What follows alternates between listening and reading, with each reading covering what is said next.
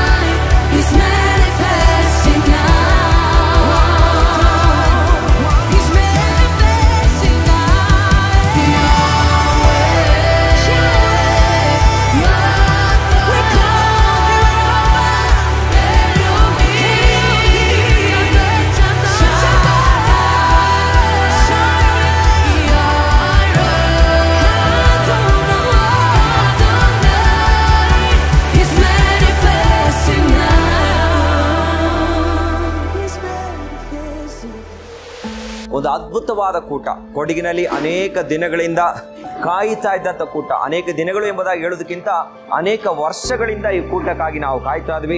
ಕೊಡಗಿನಲ್ಲಿ ಒಂದು ಉಜ್ಜೀವನ ನಡಿಬೇಕು, ಒಂದು ಕೂಟ ನಡಿಬೇಕು, ಅನೇಕ ವಿಶ್ವಾಸಿಗಳು ಒಟ್ಟಾಗಿ ಸೇರಿ ಕೊಡಗಿನಲ್ಲಿ ಒಟ್ಟಾಗಿ ದೇವರನ್ನು ಆರಾಧಿಸಬೇಕೆಂಬುದಾಗಿ ನಾವು ನೆನೆಸ್ಕೊಳ್ತಾ ಇದ್ವಿ.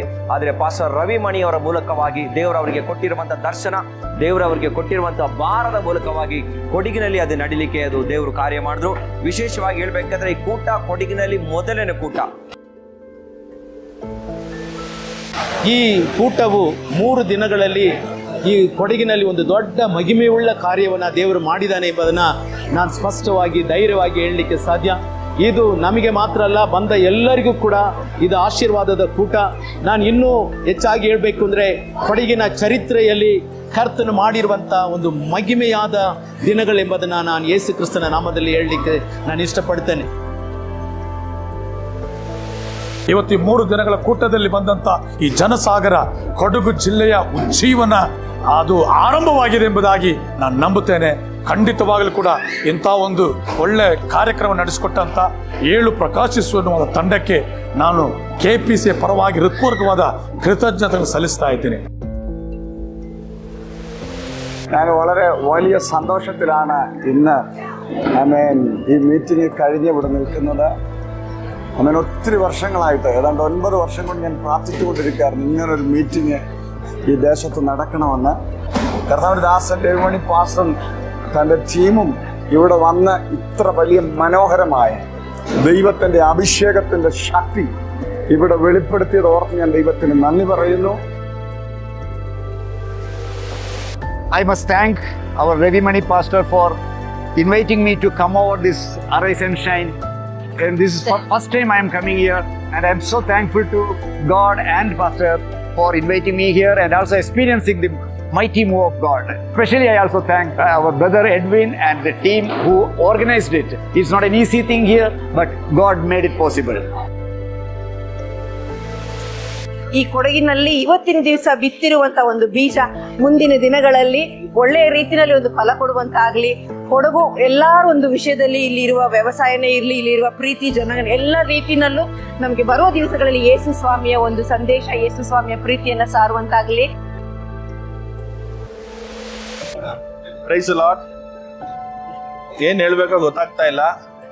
ದೇವರು ಇಂಥ ದೊಡ್ಡ ಕಾರ್ಯ 19 ಜಿಲ್ಲೆಗಳ ನಂತರ 20ನೇ ಜಿಲ್ಲೆಯಲ್ಲಿ ಈ ಮಡಿಕೇರಿ ಕೊಡಗಿನ ಜಿಲ್ಲೆಯಲ್ಲಿ ಈ ರೀತಿಯಾದಂತ ಒಂದು ದೊಡ್ಡ ಕಾರ್ಯ ದೇವರು ಮಾಡಿದ್ದಾರೆ. ಅದಕ್ಕಾಗಿ ದೇವರಿಗೆ ನಾನು ವಂದನೆ ಸಲ್ಲಿಸ್ತೇನೆ. ಪ್ರತ್ಯೇಕವಾಗಿ ಈ ಒಂದು ಹಿಸ್ಟಾರಿಕ್ ಇವೆಂಟ್ ಅಂತ ಮಾತ್ರ ಹೇಳಲ್ಲ.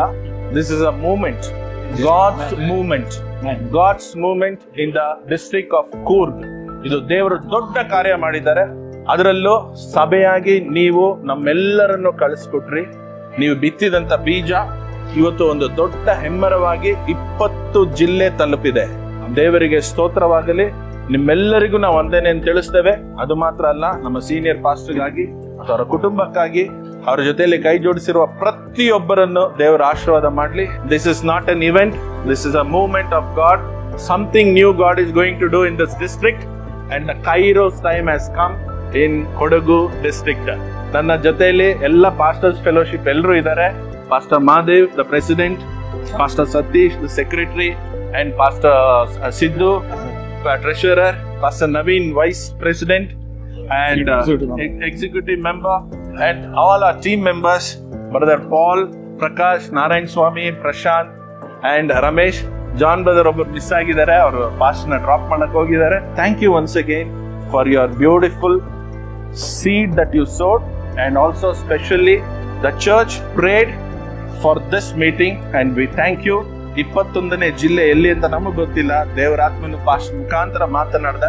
ನೆಕ್ಸ್ಟ್ ನಾವು ಆ ಜಿಲ್ಲೆಗಾಗಿ ನಾವು ಕಾನ್ಸಂಟ್ರೇಟ್ ಮಾಡ್ತೀವಿ. ಅಲ್ಲಿವರೆಗೂ ನಿಮ್ಮೆಲ್ಲರಿಗೂ ನಮ್ಮ ಹೃತ್ಪೂರ್ವಕವಾದ ವಂದನೆ ತಿಳಿಸ್ತೇವೆ. God bless you all.